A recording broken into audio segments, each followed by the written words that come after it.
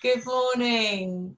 Welcome to the Crystal Clear Retreats page and welcome to our live this morning. So I'm Vanessa Wallace. I am from Crystal Clear Coaching. It's my thing, Crystal Clear Coaching. I run retreats, I run workshops, and I'm a psychotherapist and a coach. And this is... I'm JJ Van Zon, hello, and I'm a former professional dancer turned into spiritual me-time coach, as I call it, and an international yoga and meditation teacher, and I organize workshops, classes, and retreats all around the world. Also with this beautiful lady. Yeah, and one of the greatest things we've been doing recently is these lives every Monday morning. I think we've done quite a few now, haven't we? I don't know how many we're on. It's in my week schedule. Yeah, so it's a regular thing. So if you like this one, tune in, every week, because we have different topics every week. And today we are carrying on from a theme which we spoke about last week, which was panic attacks and anxiety. And we're going to look at some solutions today. And the solution is around acceptance, because if we have no acceptance, we're kind of all over the place with anxiety. So anxiety is a result of control, worry, not being able to accept situations. And what happens is the brain gets triggered. The amygdala part of the brain gets triggered, telling us that we're in a situation that is dangerous. And quite often we're not in situations that are dangerous, but the brain tells us we are, and that can cause anxiety. So anxiety is actually there as part of our protection system, but it becomes a little bit too much sometimes. And for those of you who struggle with anxiety, if you're someone who struggles with anxiety, you'll know exactly what I'm talking about. Getting anxious when you're just literally walking out the door to go to the shops, or getting anxious when you've got to make a phone call. All those things really we don't actually need to be anxious about, but for some reason it's quite easy for us to get anxious about those things. And I was going to tell you a little bit about my experience with anxiety and acceptance, and then I'm going to hand over to JJ, who's going to show us a great way to manage this anxiety using the STOP method. Is it the STOP method? STOP, stop. So it has a little dance a bit as well. I love to dance. That's good, because we always need something to remind us. And if you can think of JJ doing a little dance when you're feeling anxious, then you're straight into the STOP method, because you'll remember his words as well. Because we need all these kind of things for the brain. We need a way for the brain to remember to do these things, because when you're anxious, it's really tough, because everything just happens automatically. So it's quite tough and hard to remember these techniques, but they do work. And believe me, it's worth trying different things, and especially trying this method that JJ is going to show us today. But for me, I used to be such a control freak, and I know JJ, you relate to this as well. And I probably am still a little bit at times today, but I've learned that actually there are certain things that I can control and certain things I can't control. Whereas in the past, I used to think that I could control everything. So I used to want to change the past. I wanted to change the future. I felt that if I was a certain way, things would be different, which is true to a certain extent, but I used to spend so much time stressing about this. I used to call myself a stress junkie, because I was just so stressed all the time. And it was all about controlling situations, controlling events, controlling my past, feeling upset about my past, where I can't change the past, upset about things that had happened in the past. I couldn't change any of that. And one thing I learned, some of you might know that I'm in 12-step fellowships, which is kind of irrelevant because they're not related to anything to do with this. But there was something that I learned in the 12-step fellowships, and it was called the Serenity Prayer. And it's just so good. And I'm going to give this as a gift to you. If you don't know this, this is great. So I'm going to leave out the God part with it. So it's grant me the serenity to accept the things I cannot change. So accepting the things we cannot change is key, because we spend so much time fighting against things that we can't change. The courage to change the things I can.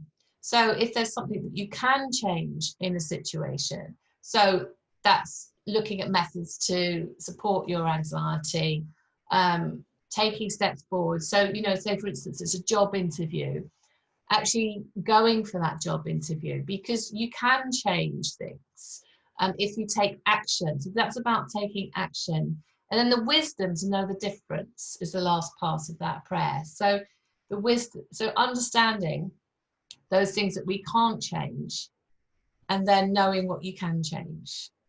And that's quite a skill. But over time, you'll realize, if you do some of this work with us, with somebody else, you will start to recognize what you can change in your life. So what you can let go of, and then what you can't change in life. So what you can let go of, and then what you can change. So what you need to take action on. And, it's great, to get some support with that and learn those things. Oh, I feel like I've talked for a while. Any questions on any of that? Has anybody joined us? We've got no one here just at the moment. Yeah, well, oh, sorry. I also, please put in your questions, but I want to add something to your marvelous story. Thank you for sharing that. But you spoke about the prayer, which is amazing. And as both ex-addicts, we know how it works. But the beautiful little bridge that I'm going to take is you said the word stress junkie, and that's what you see right now, because it's very easy to judge somebody who is addicted to heroin or coke or alcohol or food or etc. because it's a tangible thing. Oh, that is him. But actually the whole world is addicted to stress right now. Yeah. So that's why this is a marvelous moment, and I'm sorry to interfere with you with your speech. No, but everyone here needs to hear that prayer, right? It applies to everyone. It doesn't apply if somebody is really addicted to a substance, because in this world right now, you have to really create mental strength to also not be addicted to the stress. Yeah. Sorry. Go for it. Well, I want to hear about this stop method. That's what I want to hear about, because I think, what I expect people are relating, I expect people are understanding. And please, if you want to hear more about panic attacks and anxiety, pop back to our live from last week, where we spoke in detail about panic and anxiety. And actually, just to mention, because I think panic attacks need some mention here today, because panic attacks are really debilitating. But it doesn't mean that if you have one panic attack, it doesn't mean that you're going to have panic attacks for the rest of your life. Sometimes we can just have one or two panic attacks and in your life, but they're scary. They're so scary. And I am hearing that quite a lot of people are getting them at the moment, because there's so much change going on. So our brains are just going, what is going on? And it goes into that panic. It's like a freeze situation. So, just be kind to yourself. If you are getting panic attacks at the moment, there is a way out. There is a solution. Yeah. And again, panic attack is very clear. If you have a panic attack, this is like the ultimate storm, right? But you also have little storms, again, that is related to just stress, anxiety, a moment when you create, when overwhelm consumes you. That is the moment when you cannot really think clearly anymore, and then that whole fear takes you over. And this is where the stop method comes in, because last week we spoke about, okay, that's nice, accepting the moment, but how can you accept it when you're in that state? Yeah. There's no reasoning with you, right? Because you're consumed by this fear, anxiety. So there is a moment when you need to practice yourself waking up, just creating awareness of, oh, I'm again in this overwhelming state, or I have a panic attack. When you have that moment, it's like, you know, a little light bulb in your head that goes, hey, I'm in a panic attack. What am I doing? That is the first portal actually to start the STOP, stop, the method. I'm going to do that so that people can really STOP, stop. The S is slow down. Slow down. So whatever you are doing right, and in that moment, stop, slow down. So if you're in the supermarket and you're worried about something and you're on a loop, or something is happening there and you're getting into the freeze state and you're aware of it, then slow down. Just stop. Just really literally stop walking, stop being on the bike, or put your car, park it somewhere, stop. Then the second one is the T, you take a breath, because the breath always takes you in the moment. The breath is always part of the present moment. It is not in the past, it is not in the future. If you're not breathing correctly, like very superficial, you're probably somewhere with the mind in the past or in the future. But the breath that originates is always here in the present moment. So just take a couple of breaths, you know, just, and then with an audible sigh, just, so you come here. Yeah, so the first is slow down, you literally stop, then you take a breath, so you create that present moment. And in that present moment, you can observe. And observe what Vanessa just spoke about earlier is what is it? Do I have influence here or not? You said it in different words, but is this a situation that that I have influence to? I don't know if that's the English word, but Yeah, that's fine. Yeah. yeah. If the answer is no, this is beyond my influence, then you can let it go. Then you can let it go, because you can only, it's unnecessary, right? So you observe, and the moment when you feel, oh, okay, I'm back to my present state, that is when the P hits, and you pursue. And this is something that you pursue with the 2 C's, with compassion and with conviction. Yeah, so stop, you slow down, you literally you're in this panic attack state, and you stop, you take a breath, you observe the situation. Can I do something about it? And if the answer is no, you let it go. You accept the whole situation. This is where the acceptance, actually all the 4 letters are with acceptance. And then the P is you pursue with compassion, so you don't have to punish yourself, you don't have to judge yourself. You know, you just, I'm in the present moment, I'm compassionate. Also towards others. If there's a reason that you want to blame somebody else for your panic attack, compassion towards that person, because otherwise you cannot be present, right? And then with conviction, so you really, with conviction, you start all over, because you always have a moment where you can choose again, you can choose a whole new you every moment. And with conviction, you pick up where you left off, but then without the panic attack. Can I say something about compassion? Because it's my Yes, of favorite course. topic.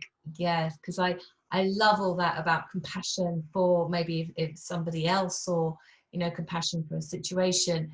But I think the biggest thing that I feel as well that we need to kind of have is compassion for ourselves. And I relate this to myself, because if I was feeling panicky and anxious, immediately that judgment would come in. Why am I feeling like this? I don't want to feel like this. I just want to be different today. It's Why her is it fault. happening? Yes. All those kind of, you know, Yeah. that actually would make me worse. Yeah. So having a compassionate view would be like, okay, you're having a panic attack. You're not feeling too good today. It's okay. Maybe give yourself a little hug. Yeah. Just breathe. I love the breathing. Breathing is so important. Bring yourself into the moment and just be loving to yourself, because your brain and your body's having a hard time. So don't give it more of a hard time in that situation. Yeah. Acknowledge, and pursue. I like the pursue part, because that's about, okay, you can make a new decision in that moment. You can choose to see things differently. You can choose to take a different action, on that point of just saying, okay, and the next moment might be different, or the next day might be different. So you can start again. We can always start again. Yeah. And I just thought that was so useful for me, because I used to have some really, really bad days. Even when I was in recovery, when I put the drugs down and the alcohol down, I still had really bad days where I'd lose my temper, I'd be angry, I'd be frustrated, I'd be stressed, I'd be anxious. And I would just make a decision, okay, tomorrow is another day. And the next hour is another hour. I Yeah. can start again. I can do something completely different today if I want to. Because I think sometimes we have those shoulds in our minds that we don't have free will. So we think, oh, I should do this, or I should do that, or I should be here. You can do what you want, And I know one of the side effects of being anxious is to cancel appointments. Mm. But that's the bit where it's knowing the difference between what you can do and what you can't do. Because, okay, yeah, you can cancel an appointment, but is that going to help you progress forward? Yeah. So it's working with that and knowing how to work with that in the moment. Yeah. And you reminded me of something, because if somebody's watching here, there's a difference here with how to use the stop method. Because if, for instance, with me, if I'm in front of the computer and I have on my calendar, my schedule, I need to do copy for my website page, and I'm getting very frustrated because I have a block and nothing comes out. That is a moment when I'm so in stress, because I need to sit in front of the computer and I need to work, right? But this is for me a wake-up call, where the stop method comes in, because I need to get out away from the computer. I need to do the stop, maybe have a little walk, and I come back, and most of the time the copy comes out, right? Mm. But if you're having a severe panic attack, that maybe that wake up moment or the awareness is harder. It's harder for you. Now, if this is you, it's very easy to say, yeah, but you know what? That's just me. If I'm in a panic attack, I cannot find it. I cannot wake up. This is not for me. If this is going in your mind right now, yes, it might be true now. But if you are having severe panic attacks, you need to do the work. So there is also a little bit of a responsibility now for you. If you really want to change, you need to create awareness of when you're in a panic attack. And that is something that you need to do. And maybe the stop, the STOP, stop, if you're listening it right now, it is a little trigger for you. So if you would do this every day, and you get the panic attacks, like for the next week, 7 days, you get 7 panic attacks. Maybe in the 5th or the 6th day, you think about this stop thing, and you're going to apply it. You're going to apply it because you want something, you want to change. I seriously believe that you want to change.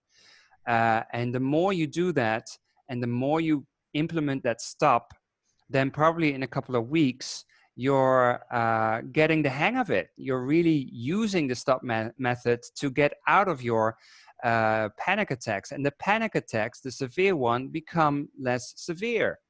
This is how it works. This is how I got healthy. Probably Vanessa also worked like that. So if your mind is telling you, yeah, okay, this is all nice information, but it's not work for me, because if I'm in a panic attack, then it's, you know, I'm out of it. Yes, I can relate to that. But if you just have this little trigger and you work with that every day, healing will come. And I hope you want to add something to this, Vanessa. I do, but I really want to just emphasize, I think, you know, the biggest thing which we spoke about last week was finding a way to ground. So I think the S and the T are the two most important parts of this, because you've got to do them first. Yeah. So yeah, the other two, the O and the P, the observing and the pursuing, perhaps they come later. But if you can just practice the first two parts to start off with, I think you'll be onto a winner, and you know that will get that momentum going of healing. You know, you mentioned the word healing. This is about healing. You know, we're healing ourselves, we're healing our brains from an automatic response that is has happened. It's like a broken record, or a broken leg. You know, it's the wiring has gone wrong. Yeah. So you know, it's if we need to just give our brain that chance to rewire. And so I think the S and the T are really, really important, and then maybe the O and the P will come later. That's just to break it down a little bit more. Yeah. Because I agree with you. People might be going, "Whoa, I can't do that. It's too much." But no, you don't have to do it all. Just It's like the Buddha brain, just one thing at a time. Yeah, absolutely. We've got a couple of people here. We've got Terry and Tina. Hi guys, good to see you here. Lovely ladies. So glad that you joined us this morning. It's really nice to have you here. I think we're going to do, are you going to do a breath meditation for us, JJ? Yes. Yeah, have we got time? Let's end it with a beautiful breathing. Wait. Yes, here I am. Okay, so if you're sitting on a chair, please place your feet firmly onto the floor. And if you're sitting in a different way, just connect the body parts that are related with anything that you're sitting on. Anchor the base of the spine, erect your spine, shoulders back, open that beautiful chest of yours. Allow your hands to rest whatever way you want. Close your eyes. And just have a little moment here, adjusting. And then we're going to have 3 breaths in, nice and deep. And as you exhale with an audible, just a couple of sighs, actually. 2 more. In deep. And just, and the last one, we're going to do 4 counts in, 8 counts out. Here we go. In, 2, 3, 4, and 2, 3, 4, 5, 6, 7, 8. And then continue breathing.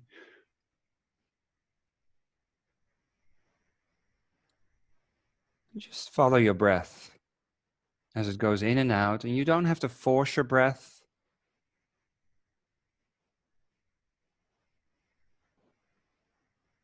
And what happens sometimes is that your mind is a little bit wild and wanders off. And when you're aware of it, just focus back on that breath.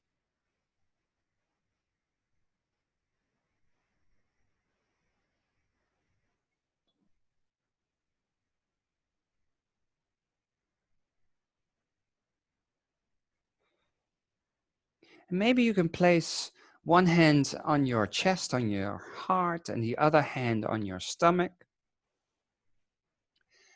And just keep your eyes closed and just feel how your body responds as you breathe. So you probably feel that your hand on your belly rises. Both hands actually rise.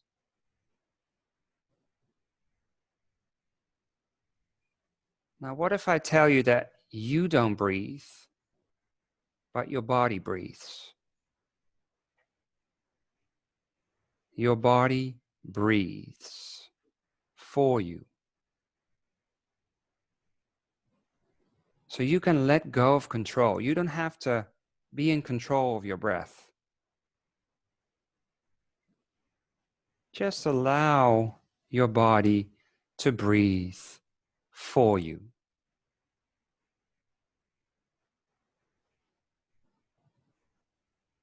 And you as the self can just sit back, relax, because your body is designed here for you to breathe for you.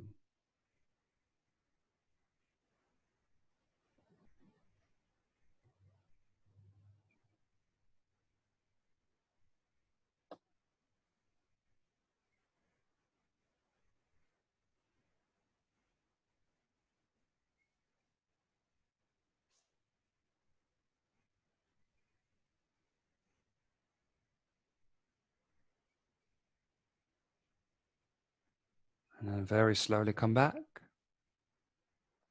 Start to move your fingers. Take a deep breath in. And as you exhale, slowly open your eyes.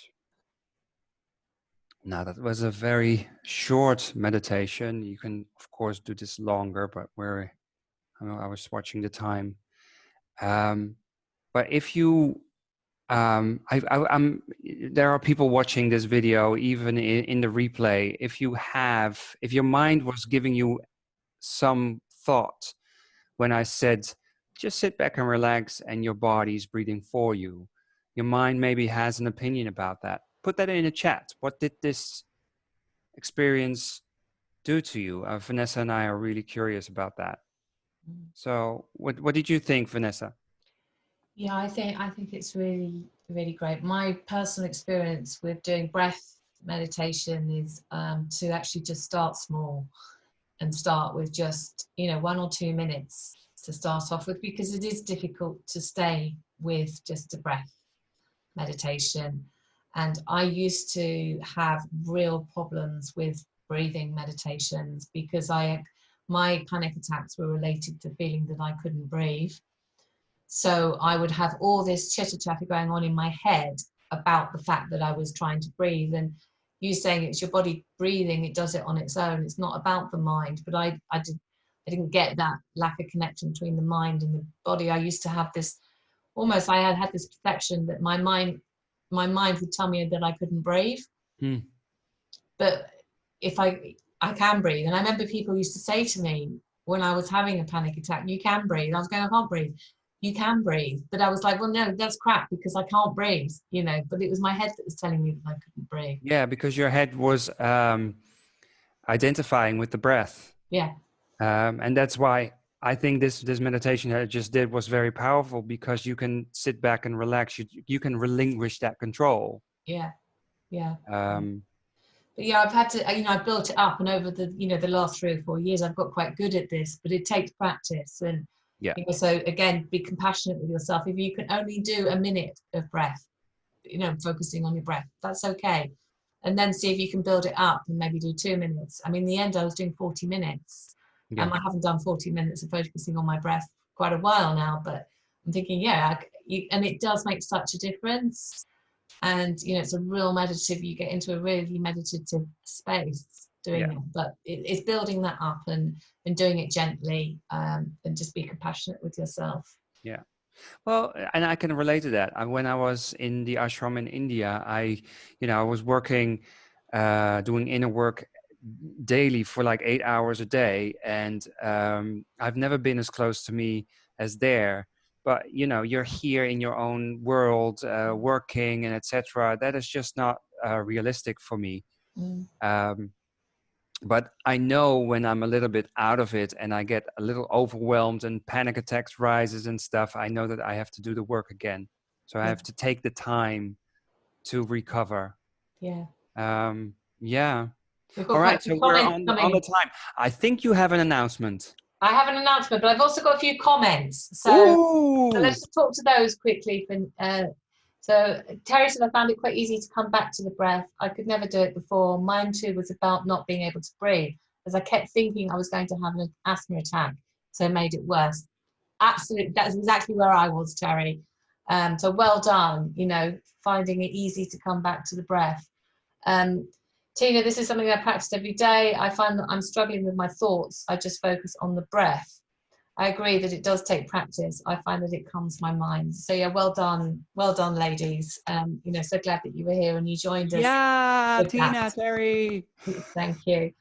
And yeah, I have an announcement. So we're very, very excited about this. And this is why we're working on anxiety, acceptance, panic attacks, control, finding your calm on the 5th of July, which is only 3 weeks away now. JJ and I are going to be together for an afternoon from 12:30 p.m. to, that's UK time, till 4 p.m. UK time. For you, it's an hour later. And we're going to be working with you to support you to find your control, your calm, and acceptance. So we're going to be doing yoga and meditation. I'm going to be doing some psychological stuff, telling you about the brain and understanding the brain, how it works. You know, we'll do some exercises together, and then we're going to do some great exercises to support you to find your control, calm, and acceptance. And then special thing is you're going to get an hour of personal coaching with either myself or JJ. So that's an extra bonus that we're doing on this particular session on the 5th of July.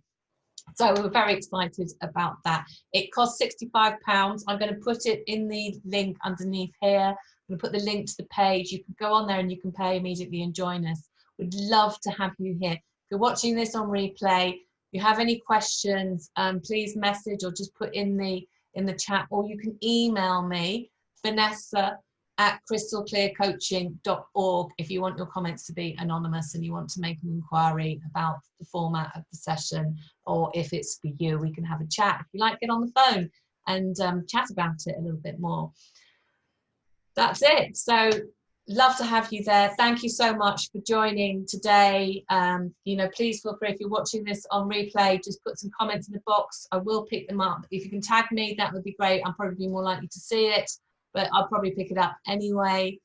And yeah, see you next week. Remember, STOP, Oh, yes. stop. Of course. So stop. Yeah. With a little dance. With a little dance. Yeah. All right. See you next week, everyone. See you next week. Take care.